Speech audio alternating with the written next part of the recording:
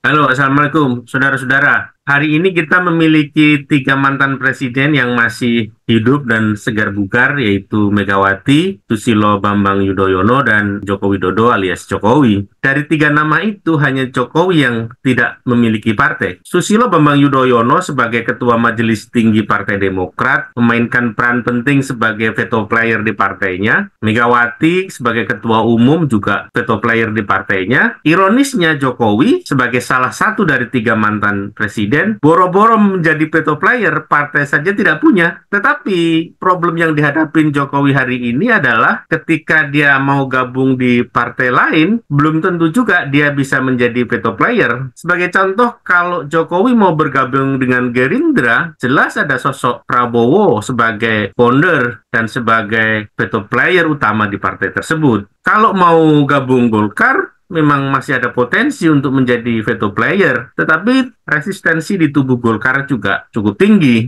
Partai-partai lain memang secara diplomatis mengatakan membuka pintu untuk Jokowi, misalnya Partai Nasdem, Partai Demokrat, Partai Amanat Nasional, tetapi dari apa yang kita dengar dari pernyataan mereka itu adalah pernyataan diplomatis, pernyataan yang bahkan bisa disebut normatif karena tentu saja semua partai terbuka pada siapapun untuk bergabung, apalagi itu seorang Joko Widodo. Pertanyaannya adalah seberapa besar kemungkinan Joko Widodo untuk bisa menjadi veto player di partai-partai yang kita sebutkan tadi itu. Nah, di sisi lain memang ada potensi Jokowi untuk membuat partai sendiri. Modalnya cukup. Misalnya, dia mentransformasikan Projo menjadi partai politik. Atau misalnya, dia secara formal kemudian menyatakan bergabung dengan PSI dan menjadi semacam majelis tinggi seperti SBY gitu terhadap PSI itu. Kita akan mengeksersis kemungkinan-kemungkinan itu bersama Bung Halili Hasan, dosen dan peneliti politik yang juga aktivis hak asasi manusia. Apa kabar, Bung Halili? Kabar baik Bung Ali. Iya, Bung. Ini Jokowi tampaknya ada kesulitan untuk bergabung dengan partai establis ya, Bung. Setelah dia tidak menjadi presiden, bergaining posisinya agak turun, lalu agak sulit dia sepertinya ingin bergabung dengan partai-partai besar. Kalau kita lihat statement-statement dari partai-partai yang disebut-sebut akan dimasuki Jokowi itu normatif dan cenderung dalam tanda petik ogah-ogahan gitu, Bung. Anda melihat seperti apa, Bung? Iya, saya kan mulai dari satu statement ya. Tentu saja sulit bagi seorang mantan presiden tidak berpartai politik. Itu saya kira yang penting untuk kita catat. Kenapa? Karena tidak berpartai politik itu potensial membuat orang itu kemudian kehilangan basis dukungan. Apalagi seperti seorang Jokowi yang kebijakan-kebijakan di masa lalunya itu belakangan dibongkar banyak orang gitu ya, dan musuh dia kan banyak, terutama yang paling kuat itu di internal partai politik dia, tetapi dalam tanda petik musuh eksternal itu juga banyak gitu, sehingga orang yang punya apa namanya noda politik sangat kuat gitu ya seperti Jokowi itu rasanya menjadi semakin tidak mungkin dia itu untuk tidak punya kendaraan politik gitu ya, berupa partai politik, sehingga saya cenderung melihat bahwa tidak ada pilihan individual yang paling masuk akal bagi dia kecuali dia punya kendaraan politik itu gitu ya. Pertanyaannya kemudian apakah partai-partai yang ada itu akan membuka ruang bagi masuknya dia? Saya kira kecil kemungkinan itu. Kalau semua orang mengatakan, misalnya termasuk Bahlil gitu. Bahlil itu kan ya sebenarnya kaki tangan Jokowi di Partai Golkar yang berkali-kali mengatakan bahwa dia sangat terbuka terhadap sosok, bahkan dia disebutkan Jokowi itu adalah Raja Jawa gitu ya, dan dia sangat terbuka terhadap sosok seperti dia yang dia merupakan Jokowi dalam konteks ini itu merupakan tokoh dan negarawan, kan disebut begitu sama Bahlil ya. Tetapi melakukan kooptasi atas Golkar itu nyatanya hari ini tidak semudah itu gitu ya. Saya ingin menyebut misalnya orang seperti Yusuf Kala. Saya sebelumnya juga sudah mengatakan kelompok-kelompok muda yang ruangnya semakin tertutup kalau Jokowi itu masuk, itu akan menjadi faktor yang menegaskan sebenarnya resistensi partai politik yang ada, parpol yang ada, termasuk bahkan Golkar untuk kemudian dimasuki oleh Joko Widodo. Jadi potensi dia untuk menjadi gelandangan politik memang tinggi, Bung. Kecuali ada dua yang paling mungkin. Awalnya sih PDI Perjuangan seperti yang pernah saya sampaikan sebelumnya, tapi kan tampaknya PDI Perjuangan, Megawati itu melakukan mitigasi dengan sangat baik gitu ya, dengan cara memecat secara formal, dan PDIP sekarang kita bisa katakan hampir tertutup kan sedia gitu ya untuk masuk, karena dia sudah meskipun masih menyimpan KTA seperti Bung Ali menyimpan kartu OSIS gitu ya, itu tidak lebih sebagai kenangan gitu, tapi secara formal dia kan sudah dipecat dari PDI Perjuangan. Yang paling mungkin sekarang tinggal dua, Bu. Satu PSI gitu ya, yang kedua Projo. Projo itu dibikin sebagai partai politik, itu paling masuk akal gitu ya. Karena di PSI pun sebenarnya ya ada resistensi pasti gitu ya. Karena apa? Karena faktor Jokowi hari ini itu bisa melahirkan disinsentif politik gitu ya. PSI itu tentu saja bukan partai yang established gitu ya. Dia tidak besar, bahwa ada suara, misalnya ada DPRD yang dia berhasil mendudukkan legislatornya, kemudian ada beberapa kepala daerah, itu menunjukkan bahwa militansi anak muda ini masih kuat ya di beberapa konteks. Tapi kemudian ini pasti akan melemah kalau secara formal lalu ada Jokowi misalnya dan keluarganya, dan itu bisa menjadi antitesis yang meruntuhkan sama sekali gagasan dan visi PDI Perjuangan. Kalau kita lihat misalnya tokoh-tokoh PSI yang berbicara di publik gitu ya, agak berbeda sekarang tone-nya dengan di masa lalu. Kalau di masa lalu mereka sering mengatakan bahwa Jokowisme, Jokowiismi gitu ya, dan itu ada di banner-bannernya PSI gitu di masa lalu. Tapi hari ini kan nyaris tidak ada itu.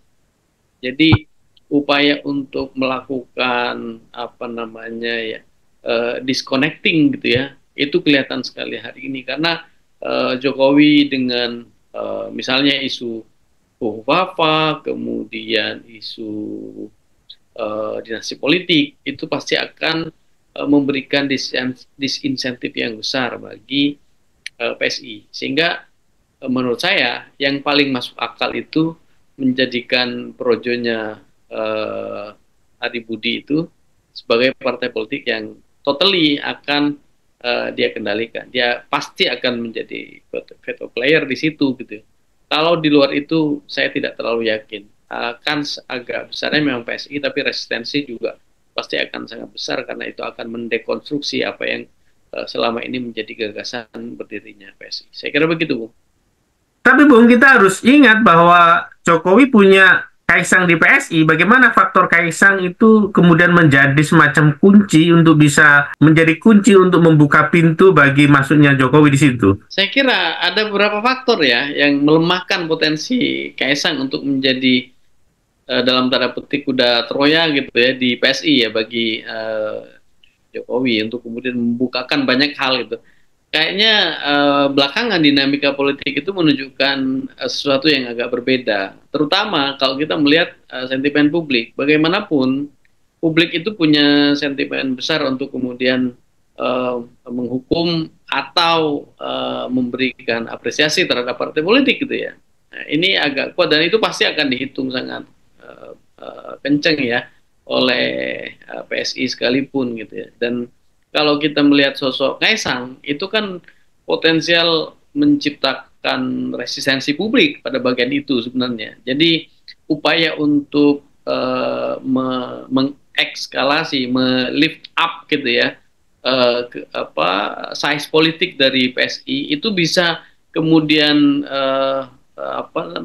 turun gitu ya, karena sosok Kaisang. Kita tahu misalnya di pelantikan kemarin, ya Kaisang salah satu yang memancing gitu ya, memancing atau ya memantik, men-trigger ya orang untuk kemudian gitu ya, karena gestur dia gitu, bahasa tubuh dia memang seperti dalam tanda petik selengean gitu, tapi di sisi yang lain itu bisa dianggap sebagai menantang gitu ya kan, dan narasi dia kan selalu begitu.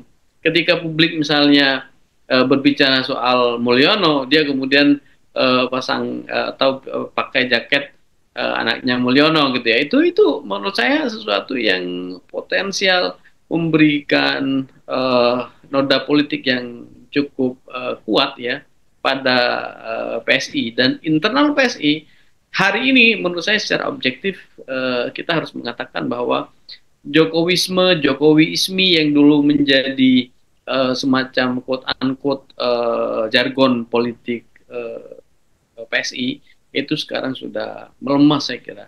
Gagasan untuk apa namanya menjadikan Jokowi sebagai bagian tak terpisahkan dari PSI itu menurut saya mengalami pelemahan di internal mereka sendiri, sehingga kalau tadi saya katakan ya potensi resistensi pada PSI itu juga ada, menurut saya yes gitu kan. Apa? Karena sosok Kaisang yang secara individual itu potensial apa namanya membangun resistensi di publik gitu. Nggak ada partai politik yang tidak menghitung resistensi politik itu sebagai faktor loh kita, termasuk PSI saya kira, dan banyak orang-orang pinter di PSI yang pasti akan melakukan kalkulasi.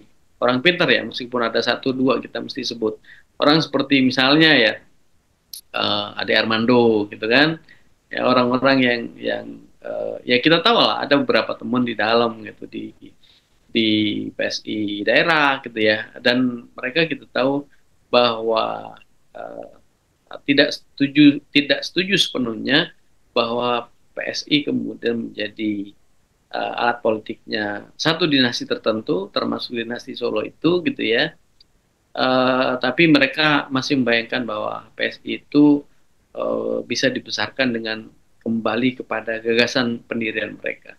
Saya pikir begitu. Jadi tidak mudah untuk masuk ke PSI dengan pintu masuk Kaisang sekalipun.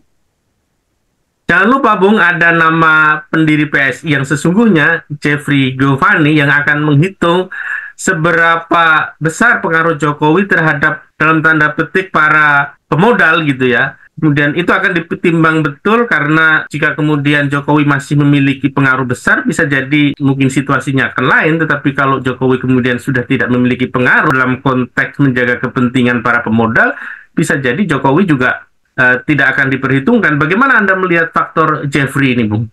Iya, Jeffrey itu kan seorang pragmatis, seorang oportunis tulen gitu ya. Bukan hanya di kegiatan-kegiatan politik, tapi juga kegiatan-kegiatan sosial yang non-profit. Itu kan kelihatan sekali bagaimana dia seperti apa namanya orang yang kemudian menjadi semacam veto player gitu. Dan Jeffrey pasti berhitungnya itu objektif gitu ya. Kalau dia merapat pada Jokowi itu karena Jokowi pada waktu itu dia merupakan center bagi begitu banyak resources gitu ya, termasuk yang tadi Bung Ali sebut soal pemodal gitu. Dan hari ini kan para pemodal pasti merapatnya itu tidak ke sana gitu, merapatnya pasti ke Prabowo. Dan kalau kita hitung-hitungan pakai kita coba ya tebak nalar politiknya Jeffrey ya. Kalau kita setuju bahwa Jeffrey adalah pragmatis dan oportunis tulen, pasti yang akan menarik dia untuk kemudian menjadi semacam magnet politik gitu ya, itu pasti resources gitu ya. Dan resources itu sekarang pelan-pelan berkurang pada Jokowi gitu ya. Ya kita tahu lah, begitu banyak pemodal pun hari ini ya kita tahu pemodal itu menggunakan logika bisnis, dan kalau mereka dalam tanda petik setia pada Jokowi, mereka sebenarnya kan setia pada kepentingan ekonomi politik mereka gitu ya. Dan itu juga yang terjadi pada Jeffrey Giovanni gitu. Dan dia melihat bahwa secara objektif pasti ya, dia akan melihat bahwa apa ada tentu saja kemungkinan untuk Jokowi menjadi center, tapi itu kan pengaruhnya kecil sekali dan mengecil jauh saya kira dibandingkan ketika dia menjadi presiden. Kalau dia masih menjadi presiden, dia menjadi centrum of economic and political resources gitu. Tapi hari ini kan tidak gitu. Dan itu pasti dihitung dengan sangat baik oleh orang-orang PSI, termasuk Jeffrey Gevani yang kita tahu dia merupakan seorang pragmatis dan oportunis. Kira-kira begitu.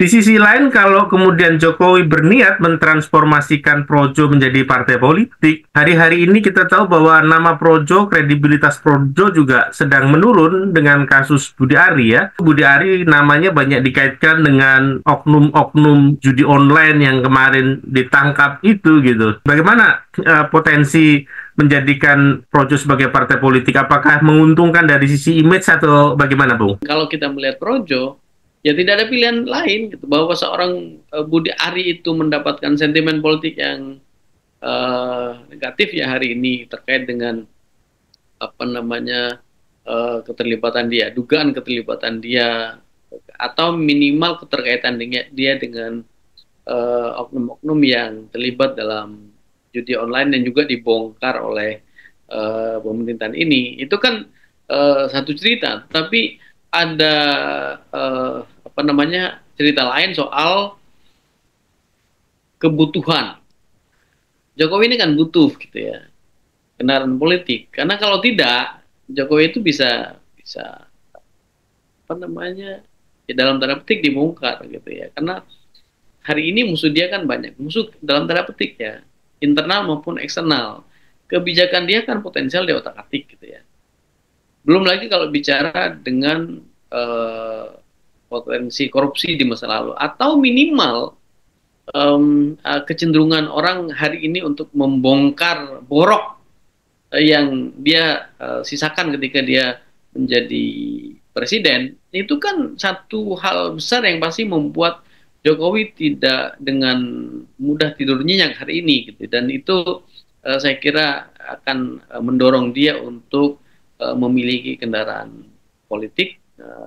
Berapapun sentimen negatif yang muncul pada Projo, menurut saya secara objektif pro Jokowi itulah yang potensial bertransformasi dari dalam tanda petik gerakan sukarelawan gitu ya menjadi partai politik gitu, yang itu pasti akan membuat bukan saja Jokowi itu relevan secara politik, tapi dia pasti akan punya veto player gitu. Jokowi memiliki peluang menjadi veto player, tetapi sayangnya itu adalah veto player di partai kecil atau partai baru, bukan di partai besar gitu ya. Ya. Oke, Bung Khalili, terima kasih atas perbincangannya. Kita masih akan bertemu di topik berikutnya. Sama-sama Bung Ali. Ya, saudara-saudara, ikuti terus channel Politika 19, channel spesialis analisis politik. Jangan lupa subscribe, like, dan komen. Sekali lagi terima kasih. Assalamualaikum warahmatullahi wabarakatuh.